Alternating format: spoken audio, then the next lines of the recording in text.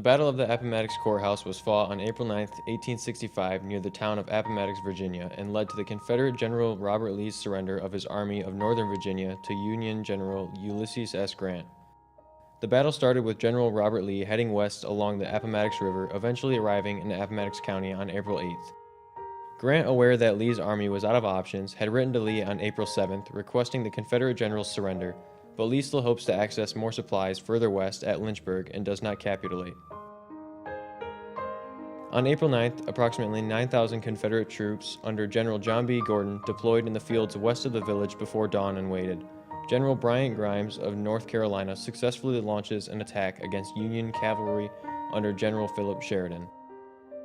The outnumbered Union cavalry fell back, temporarily opening the roads to the Confederates. Bowing to the inevitable, Lee orders his troops to retreat through the village and back across the Appomattox River. Small pockets of resistance continue to erupt until flags of truce are sent out from the Confederate lines between 10 and 11 a.m. Lee and Grant exchange messages and agree to meet at the Wilmer McLean home at Appomattox Courthouse. There, Lee surrenders the Army of Northern Virginia. The surrender of Lee's Army of Northern Virginia sets the stage for the conclusion of the Civil War.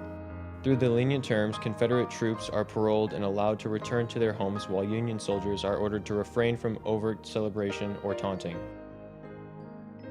Although a formal peace treaty is never signed by the combatants, the submission of the Confederate armies ends the war and begins the long and arduous road toward the reunification of North and South.